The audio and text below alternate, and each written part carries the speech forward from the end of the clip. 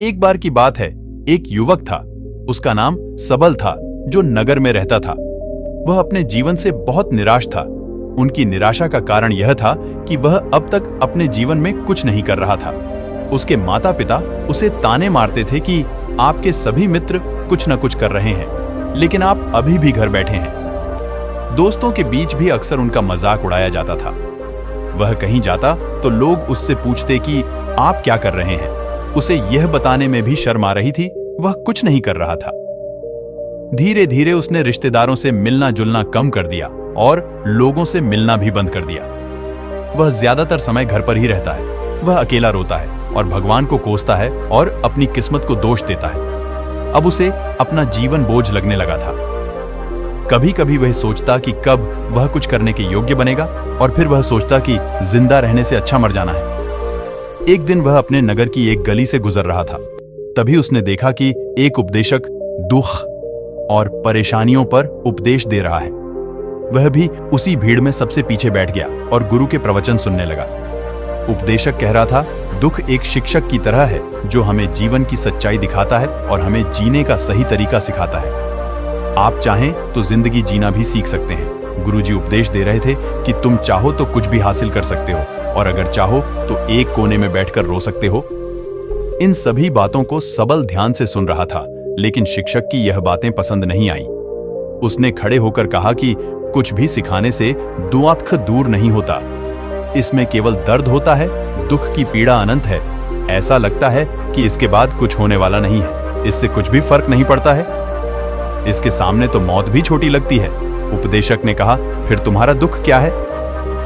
सबल ने उसके सामने अपनी सारी व्यथा सुनाई और पूछा, मेरे दुख का कोई उपाय है तुम्हारे पास? यह सुनकर शिक्षक मुस्कुराए और बोले, तुम उस दिन मेरे पास आओ जब आपके जीवन में वास्तविक दर्द हो। मैं आपकी समस्या का समाधान अवश्य करूंगा। यह कहकर गुरु वहां से चला गया। सबल ने सोचा, कहीं मेरा दुख नकली तो नहीं है? क्या मैं जिस दर्द से गुजर रहा हूं वह नकली है? मेरा दुख कोई नहीं समझ सकता। जब मां बाप नहीं समझते तो गुरु क्या समझेगा? उनके दुखों से व्यथित होकर सबल ने एक फैसला लिया कि अब वह कुछ करेगा। सबल ने एक छोटा व्यवसाय शुरू किया, पर उसे सफलता नहीं मिल रही थी। लेकिन उसके घर वाले पूछते हैं कि क्या वह कुछ कोशिश कर रहा है? वह अपने व्यवसाय में लगा रहा और धीरे धीरे उन्हें सफलता मिलने लगी। फिर उसने गति पकड़ी और केवल 3 साल के अंदर ही वह एक बड़ा बिजनेसमैन बन गया। अब सबल के आसपास ऐसे कई लोग थे जो उसकी परवाह करता था, जो उससे प्यार करता था। अब उनके परिवार के सदस्य भी उसकी तारीफ करते नहीं थक रहे थे। दिन ब दिन उसके मित्रों की संख्या बढ़ती जा रही थी। अब वह अपनी जिंदगी से बहुत खुश था। उनके कुछ दोस्तों ने उन्हें सलाह दी कि जब आप एक बड़ा बिजनेसमैन बनकर बहुत खुश हैं, तो सोचिए आपको कितनी खुशी होगी अगर आप इस शहर और इस राज्य के सबसे बड़े बिजनेसमैन बन जाते हैं। कितने लोग आपसे जुड़ना चाहेंगे, आपकी कितनी बड़ी ख्याति होगी, और स्वयं राजा भी आपसे दोस्ती करना चाहेंगे और जरूरत पड़ने पर ही आपसे पैसे उधार लेंगे। दोस्तों की यह बात सबल के मन में घर कर गई। अब वह और पैसे कमाने की कोशिश करने लगा, लेकिन उसे यह सब बहुत ही जल्दी चाहिए था। वह समय बर्बाद नहीं करना चाहता था। उनका अधिकांश समय इन चीजों को प्राप्त करने में गलाने लगा। इसलिए वह ऐसे काम करने लगा जो सही नहीं था। उसने बड़ा उधार लेना शुरू कर दिया। उसके दोस्तों से पैसे की मात्रा और अधिक मुनाफा कमाने के लालच में वह अपने माल में मिलावट करने लगा। उसने अन्य व्यापारियों के खिलाफ भी साजिश रची और उन्हें डराया धमकाया। जैसा उसके दोस्त कहते थे वैसा ही करता था। वह इन तरीकों से ज्यादा पैसा कमा रहा था, पर अब उसके जीवन में पहले जैसा चैन न था। उनके मन की शांति गायब हो गई थी और वह रात को सो नहीं पाता था। वह हंगामे में रहता था। वह सब कुछ पाकर भी उन्हें किसी चीज में सुख नहीं मिल रहा था। एक दिन सबल अपनी गाड़ी में कहीं जा रहा था। तभी रास्ते में उन्हें उपदेशक का आश्रम दिखाई दिया। वह रुका और गुरु के पास जाकर, संत आपने मुझे मेरे पास आने के लिए कहा था जब मेरे जीवन में सच्चा दुख आता है। अब मैं बहुत दुखी हूं कि मेरी नींद हराम हो गई है। मुझे कहीं भी शांति नहीं मिल रही है। इस प्रकार सबल ने अपनी सारी समस्याएं गुरु को बता दी। गुरु ने कहा, जब तुम पहली बार मुझसे मिलने आए थे तब भी तुम किसी दुख में थे। आपने उस दर्द से क्या सीखा? सबल ने कहा कि सिर्फ सोचने और चिंता करने से कुछ नहीं होता।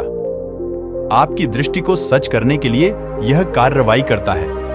और सिर्फ काम करने से कुछ नहीं होता, परिणाम भी मिलना चाहिए। जब आपको लगता है कि आपका लक्ष्य हासिल नहीं होने वाला, तब राह में चाहे कितनी भी मुश्किलें आ जाएं, मन कितना भी निराश क्यों ना हो, कितना भी लगता हो कि अब कुछ नहीं होने वाला है, तभी विश्वास करें, मैं जो भी कर रहा हूं उसमें अवश्य सफल होऊंगा। लोग केवल सफल लोगों का सम्मान करते हैं। कोई कितना भी अच्छा क्यों ना हो, वह हमेशा लोगों की नजरों में बोझ बने रहते हैं। यह सब सुनकर उपदेशक मुस्कुराया और बोला, जब आपके पास है तो यह वास्तविक दुख नहीं है। अपने जीवन में वास्तविक दुख आए तब मेरे पास आओ, मैं उसे ठीक कर दूंगा। सबल ने जाते समय साधु को सोने के सिक्कों से भरा घड़ा भेंट किया। घड़े को देखकर गुरु ने कहा कि यह मेरे किसी काम का नहीं है, उस पेड़ के नीचे गड्ढा खोदकर गाड़ दो। सबल ने घड़े को पेड़ के नीचे दबा दिया, जैसा कि गुरु ने बताया, और वहां से चला गया। कुछ दिनों से कारोबार ठीक चल रहा था, लेकिन व्यापार के गलत तरीके के कारण धीरे धीरे उसे व्यापार में घाटा होने लगा। उसकी सारी दौलत धीरे धीरे खत्म होने लगी, और एक दिन ऐसा भी आया जब उसके पास कुछ भी नहीं बचा और उस पर कर्ज का बोझ चढ़ गया था। परंतु वह निश्चिंत था, क्योंकि उसने अपना सारा कर्ज अपने दोस्तों से लिया था। उसने सोचा कि उसके दोस्त बुरे वक्त में उनके साथ खड़े रहेंगे, लेकिन ऐसा कुछ नहीं हुआ। जैसे ही बुरा वक्त आया, दोस्त पहले उससे कर्ज मांगने लगे। अगर उसने कर्ज नहीं लौटाया, उन्होंने उसे जान से मारने की धमकी भी दी। उनके सभी शुभचिंतक और प्रियजन उससे दूर हो गए। उसके दोस्त जो उसके साथ मस्ती किया करते थे, अब उससे दूर भाग रहे थे। उसका परिवार उसकी गलतियां और कमियां गिनने लगा। उनकी सारी संपत्ति नीलाम कर दी गई और उसके पास कुछ भी न बचा। जब उसने अपने पिता से मदद मांगी, पिता ने कहा कि मेरे पास थोड़ी सी संपत्ति है, मैं तुम्हारी मां को क्या कहूंगा अगर मैं तुम्हें दे दूं। यह संपत्ति हमारा अंतिम उपाय है। सबल के मन में गहरा दुख छा गया। उसके आसपास कोई नहीं था जो उनके दुख को समझ सके, जो उसे संभाल सके। जनता के इस विश्वासघात के कारण वह अंदर से टूट चुका था। वह सोचने लगा कि अब जीने का क्या मतलब है, अब मौत ही मेरा सहारा है। वह आत्महत्या करने के लिए पहाड़ी पर जा रहा था। तब से उसे याद आया कि उस शिक्षक ने उससे कहा था, मेरे पास आओ जब तुम्हारे जीवन में वास्तविक दुख हो। सबल गुरु के पास गया और अपनी सारी व्यथा सुनाई। आंखों में आंसू लिए उसने कहा, हे गुरु जी, मेरे दुख का निवारण कीजिए। गुरु ने कहा, जब जीवन में असली दुख होता है तब मेरे पास आ जाना, मैं इसे जरूर ठीक करूंगा। सबल ने कहा कि ये क्या हो रहा है, मेरी जिंदगी में अभी दुख नहीं है, तो आखिर असली दुख क्या है? गुरु जी ने सबसे कहा कि पहले आप मुझे बताओ, आपने अपने दुख से क्या सीखा? सबल ने कहा कि मैंने वह सीखा, जो लोग हमारे जीवन में आते हैं वह हमारी सफलता और प्रगति के कारण वो हमें धोखा जरूर देंगे, क्योंकि बुरे समय में वे हमारे साथ नहीं खड़े होंगे। वे अच्छे समय में ही हमारा फायदा उठाएंगे और बुरे समय में हमें छोड़ देंगे। उन लोगों पर ही भरोसा करें जो हमारे बुरे समय में हमारे साथ खड़े रहते हैं। लेकिन ऐसे लोग बहुत कम होते हैं, लेकिन जिनके पास है उन्हें उनकी सराहना करनी चाहिए, उनका अपमान नहीं करना चाहिए। मैंने कभी भी किसी के खिलाफ साजिश नहीं रखना चाहिए। अपना काम ईमानदारी और धैर्य से करें और कभी लालची मत बनो। अपने सारे दुख दर्द और अनुभव बयां करने के बाद सबल गुरुजी के सामने आंखों में आंसू लिए बैठ गया। कुछ देर बाद साधु उठे और पेड़ के नीचे एक गड्ढा खोदा और घड़ा निकाल लिया जो सोने के सिक्कों से भरा हुआ था। उसने सबल को देकर कहा, मेरे पास आओ जब तुम्हारे जीवन में वास्तविक दुख हो। सबल ने अपने शिक्षक को धन्यवाद दिया और उसे प्रणाम करके चला गया। उस पैसे से उन्होंने एक छोटा सा व्यवसाय शुरू किया। अब वह छोटा व्यापारी बनकर भी खुश हैं। उन्होंने पूरी लगन और ईमानदारी से कारोबार किया। जल्द ही वह अपने शहर का एक बड़ा व्यापारी बन गया। उनका जीवन सुख सुविधाओं से भरा हुआ था, लेकिन कोई कितना भी अच्छा क्यों ना हो, लेकिन जीवन में दुख आता है तो सबल के जीवन में भी दुख आते थे। अपने माता पिता की मृत्यु के रूप में वे दोनों एक ही दिन मर गए। सबल अपने माता पिता से बहुत प्यार करता था, इसलिए उनके निधन से उन्हें गहरा सदमा लगा। वह शवों को ले गया, दोनों को श्मशान घाट ले गया, जहां अंतिम संस्कार किया गया।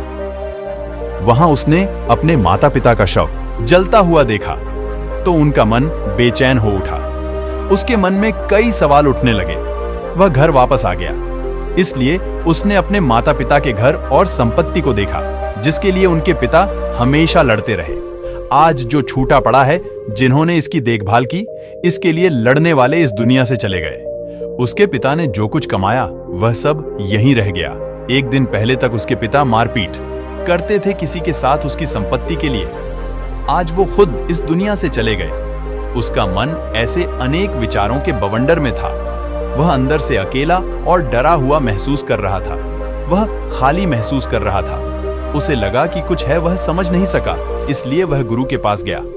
उसे देखकर गुरुजी ने कहा, क्या जीवन में कोई दुख है? सबल ने कहा, वैसे तो जीवन में कोई दुख नहीं है, सब कुछ अच्छा चल रहा है, लेकिन आज मेरे माता पिता का देहांत हो गया है। मैं इस घटना से बेहद दुखी और परेशान हूं। गुरुजी ने कहा, इसमें दुखी होने की क्या बात है? एक दिन सबके अपनों को मरना है। कोई न कभी जिया है और न कभी रहेगा। एक दिन तुझे भी मरना है, शायद तुम कल ही मर जाओगे, या आप आज भी मर सकते हो, सबल ने कहा। क्या कह रहे हो गुरु जी? मैं भी मर जाऊंगा, लेकिन मैं अभी जवान हूं। गुरु ने कहा कि सब जी रहे हैं इस भ्रम में कि मृत्यु केवल दूसरों को आती है, बड़ों के पास ही आती है, लेकिन जवान और बूढ़े मर जाते हैं, बच्चे मर जाते हैं।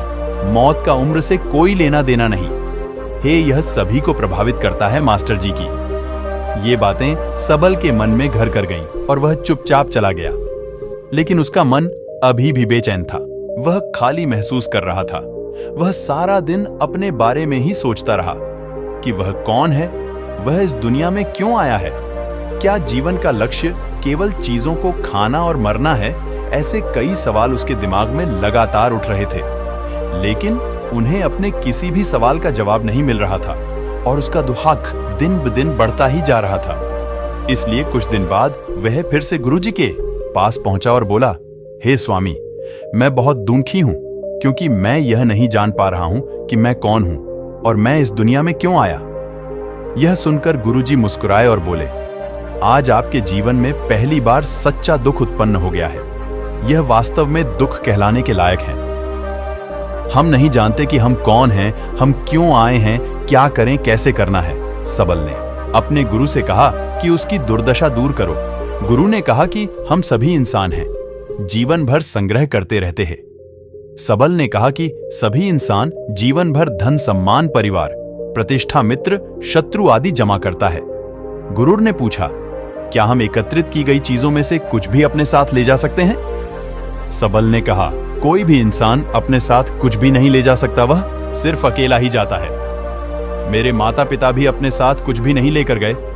सब कुछ, धन, संपत्ति, वैभव, सब कुछ यहां पर छोड़कर गए। शिक्षक ने कहा, अब मेरी बात ध्यान से सुनो। इस संसार में हमें जो संग्रह करना चाहिए वह हम नहीं करते। चीजें हमारे सामने होती हैं, लेकिन हम उन्हें देखने की कोशिश नहीं करते। हमें इस दुनिया में जो कुछ भी इकट्ठा करना है वह हम खुद हैं। हमें खुद को जुटाना होगा, ताकि जब हम मरें तो हम एकजुट हो सकें और खुद को पहचानने में सक्षम होने के लिए हम अंदर बंटे हुए हैं। हम प्यार, नफरत, गुस्सा, ईर्ष्या में बटे हुए हैं। क्रूरता, धन, स्थिति, प्रतिष्ठा, सम्मान, पहचान, धर्म, जाति, सैकड़ों हजारों ऐसी चीजों और इच्छाओं में हम विभाजित हैं और टुकड़ों में जीवन जी रहे हैं। इस विभाजन के कारण हमारी चेतना कभी एक नहीं हो सकती। हमारी चेतना शक्ति बिखरी हुई है, इसीलिए हमारे पास इतना समय नहीं है, इतनी ऊर्जा नहीं कि हम मुड़ सकते हैं और अपने भीतर देख सकते हैं।